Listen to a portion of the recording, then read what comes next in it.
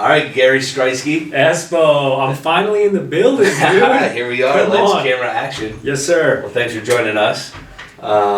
Excited to walk through your journey, not only your professional journey. I think you have the coolest job in the world, which we'll get into, but then want to transition over and hear about your play in real estate, how you got into it, investing, and then we'll talk numbers, strategy, growth, and the investor mindset. I think this is going to be a special treat because a lot of people who have sort of been following me on social media, whether it's through the SportsCenter channel or the real estate stuff, are going to be actually very pleasantly surprised because I make available a lot of the stuff that I'm doing forward facing, with the handful of properties that I have, short-term, long-term, vacation rental. I present a lot of what I do there, but never ever have I actually given a peek behind the curtain of the actual numbers and financials. But because we've been friends, because I trust you, because I'm probably going to bring a couple of these mortgages under the Rise Mortgage umbrella, I think this is like the perfect opportunity now to break down some actual numbers, because Lord knows I've been texting you about them for far too long. For everybody who doesn't know, I text Espo not just about mortgages, but a lot of times about mortgages, like, hey, what are rates doing? And why haven't we refinanced one of my houses yet? So I think we're about to. Yeah, there we go. Come on. Well, I love it, and I think thanks for giving us the behind curtains view. And I also think it'll help educate a lot of people as well, right? Yeah, and encourage them to take that step forward. Definitely. So before we get into real estate, quick background. Give us the rundown on ESPN, what you do, because this is a really cool story. Some people might be watching me and be like, wait, isn't that dude from House Hunters? Or wait a minute. Exactly. Or wait a minute, isn't that dude from the Bigger Pockets podcast? Correct. Obviously the day job though being SportsCenter anchor at ESPN. I've been there for 7 years. We're actually literally on the same street where I bought my first property in 2018 when I moved up here and got the job at ESPN. So I've been here for 7 years. I do SportsCenter in the morning. I started on SportsCenter Snapchat. So the younger audience, the audience that skews your age, right, as they definitely know me from Snapchat, and I say that their parents sort of familiarize themselves with me on SportsCenter Linear. And then now we're on Disney Plus, so SC Plus. We're getting them at every age, at every angle. So it's been cool. That day job has literally afforded me the ability to sort of branch out and get into other endeavors, which is real estate being the main one. Yeah, let's talk about that. How'd you get into your first one? Yeah, for sure. You bought your primary residence. Yeah. Awesome location right here in West Hartford Center. I know, we were just talking about it. I was like, I bought it for what? I know. When? And it's like a double-edged sword because I got it for so low and it's literally buying the worst house in the best neighborhood. Yeah. And I was telling you the house 3 doors down sold, I think late last year for almost $1 million. Like more than 3x. Yeah, and I think it went for over $300,000 of their asking price. So, which, by the way, I do not live in $1 million home. I know I'm not supposed to look down barrel, but I don't live in $1 million home. I bought the home that we're talking about for less than a third of what that house sold for. But again, it's just one of those things, like the Hartford market has been so ridiculous. A lot of people are reaping sort of those benefits, while on the other side, you look at your property tax, you're like, it went up how much? So you sort of have to take the good with the bad. I bought that house and then COVID happened, and I was looking at a little chunk of money. It was $20,000 that I had saved up at 30, 31 years old. So it was a lot of money for me. It still is a lot of money. And I said, hey, I have to have a plan B just in case COVID changes the entire landscape of sports. Fortunately, I got to stay gainfully employed. You just renewed, by the way. So correct. Yeah, very much appreciated. I was definitely one of those we don't have to worry about Gary's salary. We definitely don't have to worry about we're paying this guy. So fortunately, I had a little bit of a nest egg, and I said I need to have a plan B. So I took that and I threw it at a condo. Immediately got that rented out, and it kind of just snowballed, right, as it generally does. I bought the first one, and then within about a year and a half, I was up to 9. Wow. Yeah. So that's what inspired it all, just the change in with COVID and just wanting to have protection on the back end with some assets and stuff like that. Exactly. All of that, don't get me wrong, having a steady job and a weekly paycheck was awesome. Right. But I knew that I needed to have something I wanted to have an actual hobby to do outside of sports. I wanted to have a tangible skill set, right? I wanted to be able to look at an issue and be able to address it and fix it. And yeah, I did want to, I was 30, 31 at the time, well, 32, early 30s. And I said, well, I need to start kind of growing like a portfolio, establishing a nest egg, because when it's good in this industry. But when it's bad, it can get bad quick, and you're kind of left holding the bag. So I wanted to make sure that if that day came, and it comes for everybody, I was ready. And I thought and saw real estate as, I mean, honestly, the easiest to get in option, right? So, fortunately, it's been good. What have you enjoyed most about your real estate investing? Yeah, I mean, the financial stuff, I think it goes without saying, having the ability, and it is certainly, I would tell anybody, and I know you educate people, real estate is not a get rich quick, get rich overnight. It is a marathon. Yeah. All right, I look at it as literally like a forced savings. It's like, and I told you this a bunch of times, I like to look at that chunk of principal getting paid down, and now I have this house for 7 years and I've built up this much equity. So I like seeing, those returns, but quite honestly, I do like the social and professional aspects of it.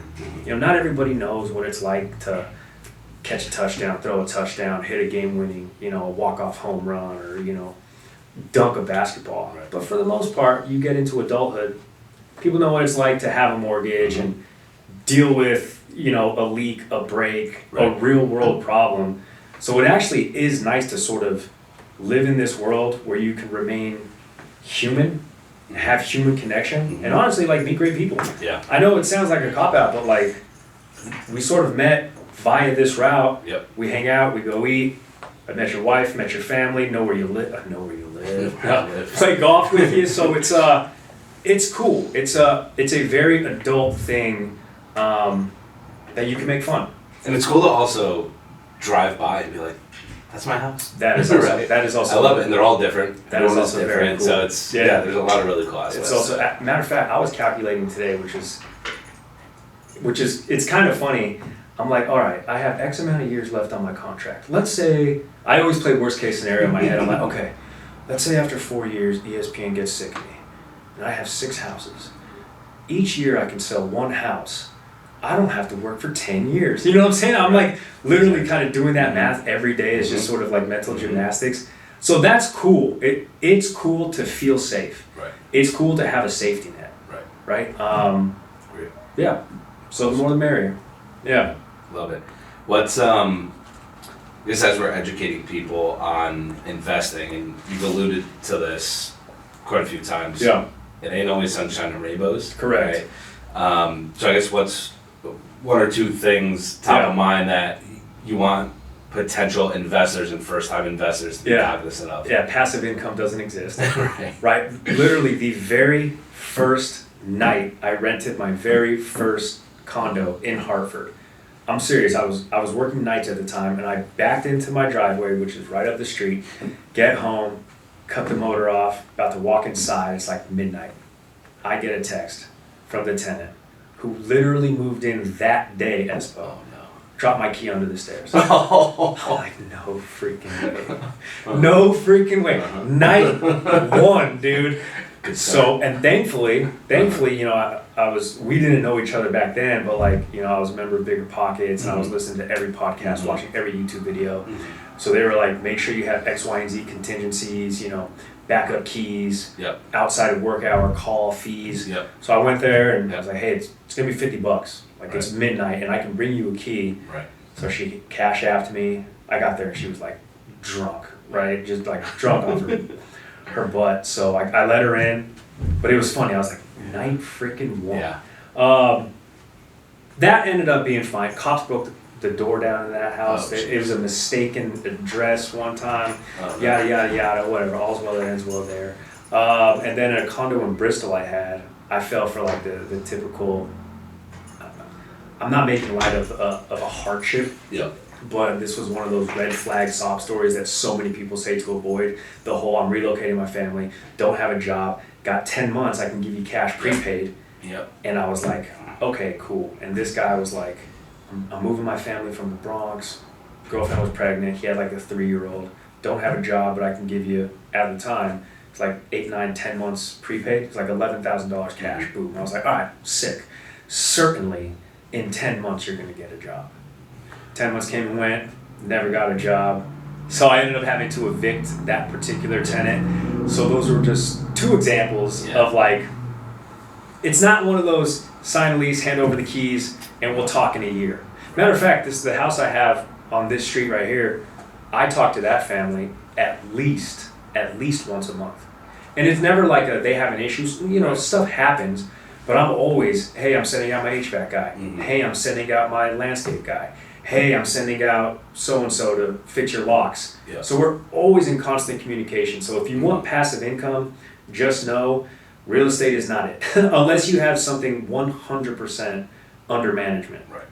But then, of course, that eats into, you know, the residuals and the profit that you see each month. So yeah, like you said, I think that's a good example. It's although you're dealing with families and it gets personal, you know, if you don't have a management company, it gets personal, and you're obviously a really good person, so you start to feel bad, and then that's when things immediately could hit the fan and just you know, not pan out in your favor. And it wasn't one of those like, oh, he didn't have rent the first month. I mean, I let this drag on, and that was completely my fault. Yeah. But again, it's either a lesson or a blessing, right? Is what they say. So now I know. Right. Like you have to like love and lead hard, right? It's a business. So you know you have to be stern. You have to set boundaries, and it's out of respect for them and respect for you. So now I know if I run into a situation like that, I don't let this thing draw out. I just don't let it draw out. Fortunately, I haven't been in a situation that I've had to relive that. But I'm glad in a sense that I did go through that, because now I know how to address it if it needs to be addressed again in the future. Yeah. So yeah. Absolutely. Do you have a, if you want to share, do you have a particular number in mind of how many properties you want to acquire before retirement or before, you know, a certain age? I think so, yeah. When I started the whole real estate, I'm all in, I set a pretty, in my estimation, aggressive goal to buy 2 houses a year. Whether that was a condo, a multifamily, a live-in, a renovation, a single family, whatever the case was. Yeah. I set a goal for 2 homes a year, and from 2020 to 2024, I actually did. Actually, one year I bought 3, and that's aggressive in my estimation, because I don't have a management company. I was literally just save, 3.5% to 5% buy, move in, turn one into a rental, save 5% to move in, save another 15 to 20% to put down on an investment. So, like I said, I got up to 9, but then I was like, oh, this is a lot for just me. I do have a friend, partner, Adam, who does manage my properties. So he and I have worked together since 2020. So he is the buffer, he is the one answering all the calls, but it is just me and him. So I did sell at the peak of like 2022 when it was absolutely bananas. I did sell 3 of them. So right now I'm at 6, and I've kind of scaled back a little bit in that I'm happy with 1 to 2 acquisitions a year as opposed to 2 and 3. So that's kind of where I'm at. And I think a little bit of a tangent from what we were just talking about, but I think, and I tell this to all my friends who reach out to me, hey, I want to get into investing, or they live in New Jersey, but I'm looking at this property here in Arizona. I'm not from there, but there's some good opportunity. I always recommend, whenever possible, manage them yourself at first. Oh, for sure. Get to know the process. Get to see if it's something that you enjoy. Right, because there's a lot of different ways to make money, whether it's in the short term or long term. You know, it's not like real estate is the only path and avenue. Correct. So if it's intriguing and interesting to you for a myriad of different reasons, awesome, then real estate could be phenomenal. But get to know it, right? For sure. And do it yourself. Like, it's good. It's unfortunate, and you know you don't want to have to do it, but you got that midnight call. You should have. Right? It was your first investment property, your first time in there. You got to learn the ins and outs of it and like what it means to scale and grow. Definitely. And obviously for you, you could see past that, and that's why you went to acquire several more. But for some people, I know people who are one and done. They're like, I cannot do this. Like, one is too much, and it's okay. You got to know yourself, right? It's fine. So I think that's. And if you're out there, hit us up. We'll buy. Right. You know what I mean? Right. Actually, Espo will. This guy's aggressive. He's scooping up half of. Do people know where you work? Do people know the town? Yeah. Okay. Yeah. He's scooping up half of West Hartford, man. Try. Yeah. I'm trying to be like I'm trying to get the other half. Right. I'm trying to say. I'm trying to be like you. Yeah. You know. Cool. So let's dive into some numbers here. For sure. Right. I think and you even brought it up before, and again a little, you know, quivery when you bring it up, but paying down principal. I love it. I love it. I don't love it as much. I know. I do and I don't. Your risk tolerance is higher than mine. Correct. And that's why it's important. There's no one right way to do things. Yeah. Right. But I think as an investor, when we're on the younger age and younger side of I got many years on Espo, just by the way. All right. I'm starting to get a couple grades. All right. So a couple? Yeah. Let's see. I got. That's why I'm wearing a hat. It's a salty day up top, is what I'm trying to say. So I'm in the camp of we're young, we're in the acquisition stage. Thank God we still have great day jobs. Yeah. That could afford us the opportunity to go and buy. Yeah. So leverage that and leverage our properties to go out and buy as much as we can, because that's what we're interested in. That's what we want to do. We envision a future around real estate. You know, hopefully when we have no mortgages at some point, we're getting nice rental income. Yeah. It's a great retirement play, right? And so I think we're both in agreement on that front. Definitely. But I think our paths to get there are a little different, right? As you mentioned, I am a bit more risky in my approach, right? You're not, and so what we mean by that, I guess, just to educate the buyers is, or potential investors, buyers. So Gary has, and I'm going to work in reverse order of what we planned. Yeah. But So he has we're a going property. condo first? We're going condo first. Condo first. Dive in. Good. So I was in your ear at an event here at Lux Spawn Green. I was like, yo, Espo, let me run something by you. And I didn't think that I would offend you to this degree. I know, so you're like, are you stupid? I was like, wait, this sounds like an awesome thing. So I have a condo. I owe a nominal balance on it. I bought it in October of 2020. I owe $28,000 on this. My mortgage payment, $550. I add like $200 a month on top. So I think it's. And what's your interest rate? 3. Yeah. 3 and 7/8 maybe. Either way, somewhere between 3 and 4.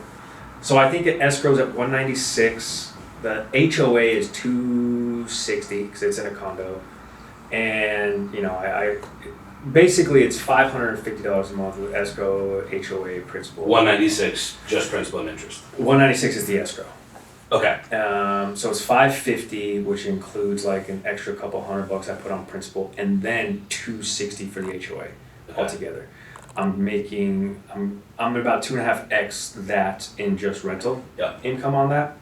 So I'm thinking to myself, let me pay this off. This is sort of like this mortgage is, I liken it to just sort of like a gnat, right? It's just kind of there, right? It's not big, it's not gonna kill me, but it's just kind of there, and it's just kind of annoying, right? Because I have to do all these deductions. I take the rent, and then it's the HOA, it's the escrow, it's the mortgage. 3% interest rate. Oh, so 3%. annoying. So annoying. Who cares? But who cares at this point? So I have the principal to pay this down, or rather pay it off. Why not, in my estimation, pay this thing off? And it's worth about $200,000, right? Pay this off. So I'm looking at an asset that is free and clear, less monthly escrow and HOA. Let me pay this off so I can take that net rental income and apply it to your point, well, maybe not your point, principal balance on another property, or use that, compile it for a down payment on another one, while also at the same time not neglecting the fact that I've just opened up a $200,000 line of asset, but put a HELOC on it, so that way I do find a property that I can borrow against this thing from. I take that and I deploy it on a different property. And then just take the monthly rent and start applying it at that principal again. I kind of just want to knock these things out sort of like dominoes, because I want to kill these gnats. I want to kill this, and this is the first gnat to go. I think that's a pretty good example. If you're watching, I think that's a pretty good example. And you're like, who cares? It's 3%. It's nothing. But again, it's a fly, it's a mosquito, and I just want to get it away, you know? I hope the audience doesn't get drawn in by your soothing voice and tone, and he's not in that. Yeah, yeah, you know what I'm saying? I do hear you, but I don't agree. Okay. As we agreed to disagree. You'd rather have me use that $28,000 balance and put it somewhere else. Yes. I'm running into the problem though in Hartford or surrounding areas. There's nothing. Okay. Patience. Patience is a virtue. I get it. And I think that, so personally, yeah, I just went under contract on 2 properties within the past 45 days. Okay. And the first one popped up pretty unexpectedly. Okay. But it was a property that I've been eyeing. It's my neighbor's house. I've been eyeing it for a while. And it was in probate. It passed away. Then they found like an underground oil tank. So they've been working on it for like 3-4 years. Okay. And prior to you taking ownership. Correct. Prior to me taking ownership. And so who knew when the work was going to get done? When they thought that the work was going to be done, then they found something else, and it's been a process. Yeah. And so it finally came on. So I had to jump on it. Yeah. Right. It was one that it felt right. Saw great potential there. Great house. Great neighborhood. It's awesome. You saw it. Yeah. You're gonna build a sky bridge from your house. Yeah, it's gonna be sick, dude. So went under contract on that. Okay. In order to get really competitive, I had to go in offering cash. Yeah. Which I used a collateral loan in order, to get that down. Right. Through other properties, investment account, so on and so forth. While I'm working on the renovations and getting it up to speed so I can get it rented out, I get approached for an off-market property out of the blue. Yeah. And I thank God, since I had cash saved up, I was able to, and just from the assets, right, the accumulation of assets, I was able to do another collateral loan to then go buy that, because she was like, listen, we need to move right now in a cash fashion, we don't have time for mortgage, whatever it may be. Yeah. So I bought 2 properties, unexpected, and that is the second time that happened to me. Yeah. In 2020, I went under contract on one. The very next day, I got hit up for an off-market property, and they're like, it's now or never. It's going to get listed tomorrow. Like, you literally have to see it today. Yeah. And so I went. What are these people and why are they hitting me up? Come on, man. Let me get some of this action. Dang. So it was the second time that I went under contract. Yeah. Not only on one property, but a second property within like 45 days of each other. Yeah. Right? And thank God, because I was smart with how I managed properties and how I, was able to collateralize them. Yeah. I was able to hop on both, get them both, right? And so that's why I think it's okay to have a lot of debt out there, right? And even in 2020 or 2021, when I bought the first, the other pair. Yeah. I got those by doing cash out refinances on my other properties. Yeah. So I had some people saying, oh my God, well, it was a little bit different because rates came down so much. We were at all-time lows. Awesome. But they're like, which is contrary to the point that you're making. Sure. Okay, if the property is worth, $500,000 when you bought it, and you had a $300,000, you now have a $300,000 mortgage on it, but that property value went from 5 to 7. And then I went from a $300,000 balance to a $500,000 balance. Yeah. Because then I took that $200,000 to go and buy a property cash, right? And so, and then what I would do is then cash out that property that I bought cash. Yeah. So I'm taking out more debt on that, but now I'm opening up the opportunity to go and buy another one because I'm paying off the other collateral loan. Right? And I'm not scared of debt whatsoever. I'm actually, on the flip side of that, I think debt should be scared of me. Right, because I look at the debt and I'm like, this is not a big deal. I'm not gonna be scared to fight this debt because, this interest rate, these golden handcuffs are holding me back, and Espo's telling me, why are you paying that debt off? It's at 3%. Well, what if I have zero debt at 0%, right? So I totally understand, and I think I'm meeting you halfway.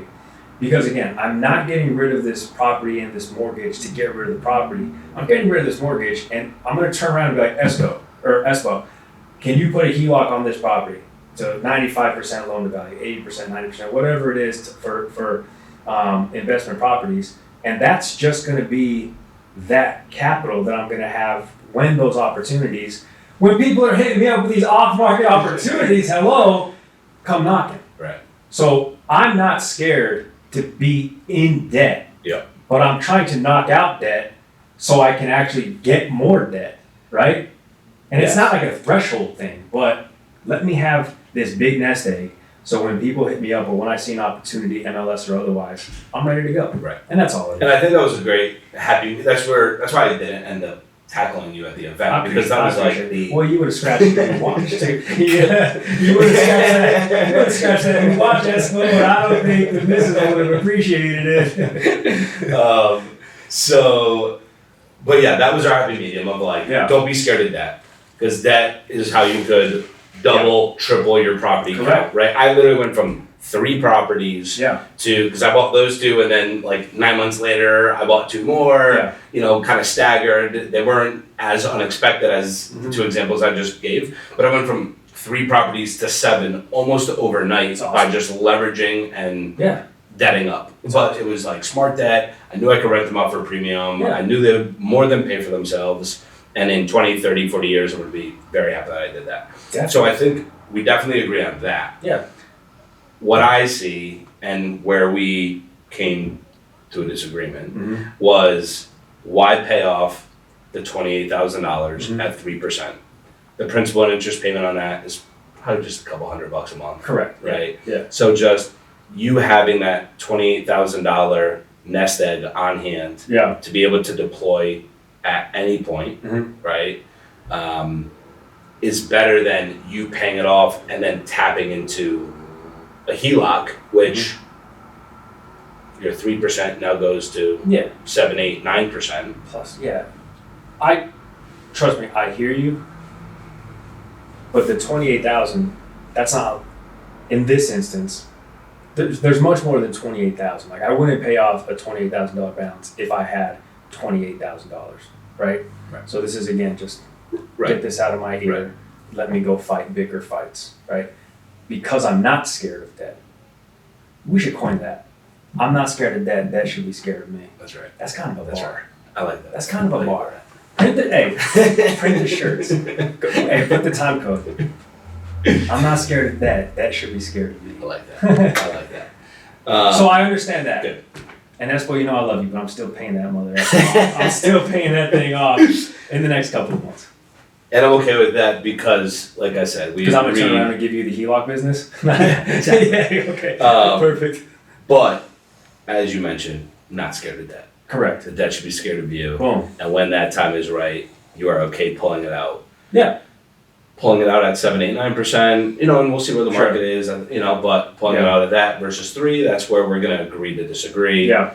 But, point of the story, especially for the listeners, for people who want to get into real estate investing, sometimes you got to take a few steps back to go forward, and taking out debt and leveraging up could be the way to get there. And I think the big message here is do what is comfortable to you. Correct. You are comfortable with it, as am I. I'm comfortable with debt, but I'm also very comfortable with paying it off and being like, oh shucks, there goes that 3%. I am very comfortable with paying off a 3% loan to say, hey, whatever. I know the difference of borrowing money compared to what I'm paying on this money doesn't make financial math sense, and I'm comfortable with that. So, for sure, do what makes you comfortable. Perfect. Definitely. Love that. All right, good. So first, really big teaching point though is that is okay, right? That is okay. No problem with that. You need it in order to grow. We all got it. We all got it. Exactly. Cool. Let's pop into like the power of refinancing. Okay. Yeah, hell yeah, man. I've been waiting for this moment since I bought this house in December 2023. So here we are. Yes. Okay. And we, correct me if I'm wrong, but I think we met like while you were mid-transaction here. Okay. So A little, yeah. maybe just a little hair bit before, before. but- Yeah, a little bit before. I bought this house. I closed on this house December 2023. So I was in the process about October 2023. So you and I probably met fall of 2023. Okay. Okay. I just wanted to put out there that this abysmal 8.75 is not your boy's doing. Okay. Hey, everybody's sitting with an abysmal 8 something Correct. for houses like this. Fair. Yeah. All right. So it's a second home in the beautiful state of New Hampshire. Come on, man. Okay. Want to give a little plug because I know you Airbnb it. every Yeah, now and it's the again. Tipsy Moose. It's Lake Winnipesaukee, Gunstock Mountain. If anybody's familiar with the Lakes region of New Hampshire, it's about 3 hours from where we're doing the show right now, and it's awesome. It's a Four Seasons destination. I'm from Colorado, so I grew up skiing. So this property right here is right on Gunstock Mountain. So we're door to door, 30 seconds from the first ski lift, and we're about 5 minutes from being lakeside. So You're still waiting for my invite, by the way. I don't ski. it's an open door policy. It's an open door policy. The entire Rise family is welcome. So cool. We're talking numbers here. Yep. Because for as excited as you are to talk about a big rate drop Mm-hmm. and almost 2 percentage points lower, Yeah. more than that, Yeah. you are not always gung-ho of let's do this, let's do Correct. this. Because I had this make-believe number in my head. My PIT on this property is $3,800. Mhm. It's funny. This is like the biggest mortgage I have in my portfolio, and it's not even my primary residence. Right? So I had this thing in my head, but looking at the numbers, I'm having to be realistic, and that's obviously where I defer to you, and I trust you to be like, no, Gary, you are foolish if we don't act on this now. So we got to look at it as a two-step process. If I want to get to point C, it's not A to C. It might have to be A to B, B to C, and that is probably what this scenario is going to be. Right? Yeah. So I think this is a really cool and interesting one because there are phenomenal savings, and this also happens to be in a state where closing costs are not too expensive. Mhm. Okay, there's no transfer taxes. Like a property of a $600,000-$700,000 property could cost 20, 30 grand, you know, in some states to refinance where they're expensive to refinance, where, you know, here it might cost you $5 grand, right, of actual costs. Yeah. Attorney fees, Yeah. title, so on and so Sure. forth, right, appraisal, Yeah. where and then there's the reason why it could be inflated to like, oh, a $10,000 closing cost is one, if you want to reestablish your escrow account, Yeah. okay? So transitioning lenders, you're getting a check back for whatever's in your escrow for taxes and insurance, Yeah. but you gotta reestablish it up front, depending on the lender sometimes. So that's what might inflate it to, $10,000 in closing Sure. costs. But you get a check in 60 days. Yeah, and like actual true closing costs are like $5 grand, give or Yeah. take, okay? So, however, just to be most conservative, I ran the numbers with $10,000 increase in your principal. So, your property, when did you buy it and for how much? December 2023, 528, $528. 20% down. So, some portals that I have access to say that the property might have appreciated all the way up to like 612,000, over 612, which is Great. pretty cool. Business Right. is booming. Business is Yeah.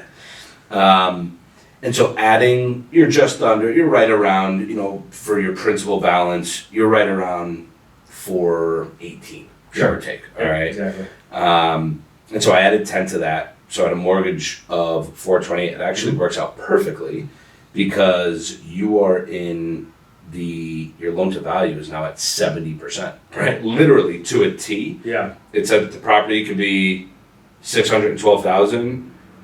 70% of that Yeah. is 428,400. Yeah. Which if we're using 10,000 for your closing cost, goes from your 418 to 428. So perfect. And that's assuming $10,000 in closing costs, but really I'm getting half of that back in my escrow. Correct. Got it. Whatever's in your escrow balance at that time, Gotcha. and then you could go and pay that Sure. back after, Sure. or you could say, you know what? Look, Yeah. I'm already saving a lot per month. Yeah. Let me just hold on to these, to this $5,000 to, do something else with. So, Pay down principal somewhere.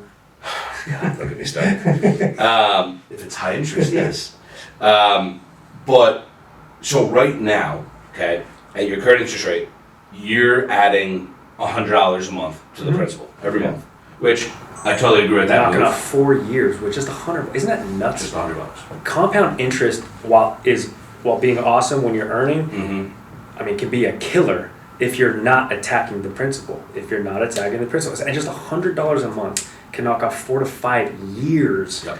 of a 30-year note. That's Yep. insane to me. What they say is, if you add one additional payment per year, Yeah. it'll take off like it'll take off 7 years. So if you pay, so in this scenario, if you pay down the principal $3,800, Yeah. right, because that's what your monthly payment is, it'll take off about 7 years. It which cuts is your mortgage nuts. in a third. I know. It's amazing. It's great. We'll still be young. Right. Dude, young. Yeah. You know what I mean? That's all relative. So I love that play, right? I love the additional $100, but at the 8.75, Yeah. with your current 418 balance Mhm. and paying down an extra 100 a month, Yeah. your total interest is $675,000. On top of the entire principal. That'll be what exactly on top of the entire So principal. I'm paying $1 that'll million be for a house that I bought for $520. correct. Yeah. Correct. Yeah, I know. No, I know, but hey, that's the game, right? Correct. Yeah. That's the game though, right? But at a new rate, right? So then we're gonna pop into the different scenarios. Yeah. Okay. But if the new rate now, if we're at a 6.5, okay, without paying down an additional 100 towards your Yeah. principal, right off the rip, it goes from 675 down to like 545. Yeah. Right off the bat. And that's looping in all 10,000 of closing costs. So Yep. your loan amount is going from 418 to 428, Yeah. but because you're restarting your 30-year Correct. amortization, And I'm only 2 years into you're it. only 2 years into it anyway. Well, and restarting that. So that's why you could go in, you could keep it at 28 years if you wanted to. Yeah. But just assuming you restarted it at 30, Yeah. your lifetime interest drops by $130,000. On 30 grand, yeah. So And it's that's pretty assuming that I don't pay extra principal. exactly. That's Correct. without paying. So for the listeners, we were talking when I've been telling you for quite some time, Yeah. let's refinance, Yeah. let's bring this down. You were saying, oh, well, maybe what I'll do is I'll put a big chunk down Mhm. towards the principal, then I'm not spending, so if I'm putting down 30, 40, 50 grand, it's a true 30, 40, 50 grand Yeah. reduction in principal. Yeah. I'm not, getting the closing costs Yeah. looped in there, so raising it up even more. And so, which to the average investor and individual might think that's a good Yeah. idea, but here's the power of interest and kind of amortization. So I wanted to look at that because I think that could be really helpful. We're not addressing any of the symptoms of the 8.75 if I just pay Correct. off principal. Correct, Yeah. right? So here's an example, okay? So let's just say we kept you at that 8.75, Mhm. okay? However, you did a one-time payment of $40,000. Yeah. Okay?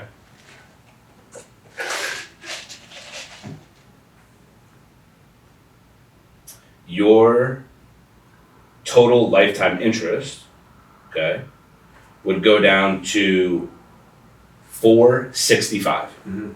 So it's nice Yeah. and it's juicy, For sure. right? Especially down from like if you changed nothing from what you're doing now, Yeah. it's $675.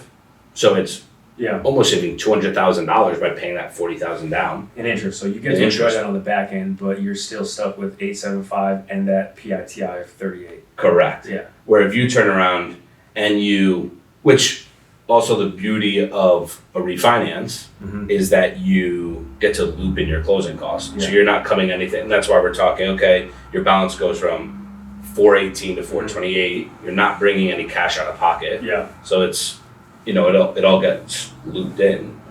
But let's just say you go down to, which once again, if you do absolutely no bulk payment at all, right? You're at 545 just by lowering your rate. Sure. And of total interest paid. Of total interest paid, right? What's the PITI on it? The principal and interest is 2,700. Okay, 2,700 plus 500 in escrow, so I go from 38 to 32. Correct. So it's also a net savings of $600 a month. Yep, 617.77 right to there. be Okay, yeah, exact got it. in principal and interest savings, right? But on the flip side, if you did, once again, if I can't talk you out of, I want to pay down principal, I want to pay down principal, I want to pay down principal. If you did that at the 6.5 interest rate and you still put down the 40, you go down to 365,000 in total interest. Yeah. So either way, I think what's important to note is the refinancing, yes, there's closing costs, yes, your loan amount was going up. Yeah. You were still saving so much money just by the interest rate for sure. dropping 2 percentage points. When I bought this house, I knew that I was eventually going to get a pay raise one day by refinancing it. And I think that day is now. I think by the time I leave here, we'll get the app in and actually go through with it. Because gone is my mentality of, I don't care, I'm going to hold on to this until I can get my PITI under 3,000 total. That's not going to happen right now. Right. So I need to just refinance to save that $600 a month, get the interest cut down substantially by $125,000 over the course of this loan, while also maintaining my extra principal every month, which is going to cut it down even further. So I think if you couple the condo and this, if I pay off my condo and I net the $1,600 in rent I get, and you add this refinance to the $600 that I'm saving in interest, I just gave myself a $2,200. I know the finance people are, no, you didn't just give yourself a raise. You still have that. But I just added $2,200 net gross black into my I guess revenue stream, right? Absolutely, and that's why I think it's important. I'm paying something off, which you don't want me to, but also refinancing and keeping debt, correct, which you do want me to. So exactly. It's the give and take. It's a give and take. It's a give and take. Exactly. So we're gonna do both of those things. And I think, and it's a really good idea. I think one thing that I did want to show, because I think it's pretty cool to see, right, is we are going to show let me just pull it up here, kind of a mortgage calculator. Where are we at? Is even when you're, so I did it before, I'm having a little trouble loading it right now, but I was giving an example of somebody the other day when we were talking about refinancing. Should we wait? What's going to happen with rates, with tariffs, with the economy? Where are they going to go down more? We saw a nice little drop. Is it going to continue? Where are we at? And they were actually refinancing in Connecticut, which is also a very low interest state, a very low closing cost state, right? Which was nice. And so we ran through a few scenarios. We ran through a scenario of adding $10,000 3 separate times to their, so for your example, going from 418 to 428, to get a 6.5, then from 428 to 438, right? So you're adding another 10 bands in 6 months, 9 months, 10 months if rates go down again, right? You're adding another 10 on top of it. However, we're dropping from, and the examples that I was using, they were full percentage point drops. So we're going from, a 6.5 down to a 5.5, despite going up $10,000. Each clip, each 1% drop in interest, despite the higher initial balance, over the lifetime of the loan, they were saving about $100,000 every single time. We did 3 examples of it, and every time was just over $100,000 every single time. And I'm okay with adding a little bit of principal on top of that, knowing that I haven't even put this thing into like short-term circulation. But once it does, I'm taking all of that, all net proceeds, and straight to principal. Here we go again. I know, you hate it. Why not take that and buy another one? I can also do that. Because then you're going to do the HELOC later on, Yeah, the higher interest HELOC. yeah. Okay. But this is, I mean, you also have to assume that there's more where that came from, right? I would never jeopardize, a principal, liquid cash that I have. Fair. And then, oh my gosh, all my cash is tied up in my houses. I don't have X amount for this emergency. No. I would only do that when I get to a point where I'm like, okay, this has become a mosquito again, right?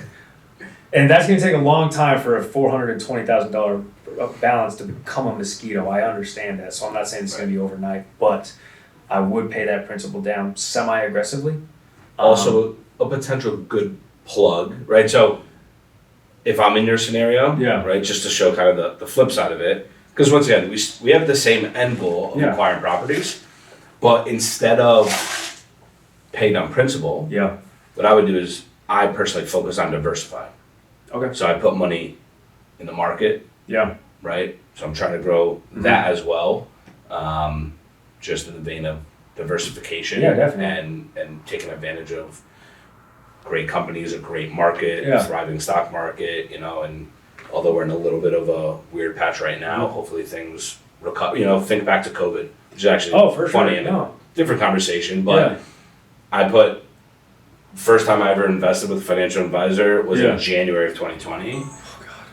February. It's like I'm big into Royal Caribbean. Put everything into the cruise industry. And a month later, down 50%. Was scared. For sure. Yeah. But look, look how fast that's grown in 5 years. Gosh, right?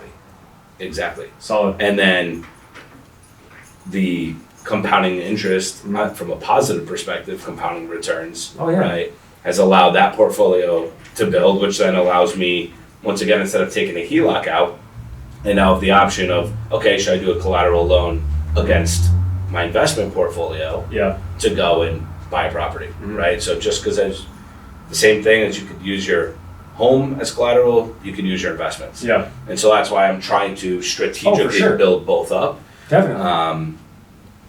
In the same vein of trying to acquire as many as possible. So I think we're in a good spot. Awesome. I think we can go ahead and push the dial this up. The refinance through. Yeah, definitely. Awesome. Let's get that going. All right. Great.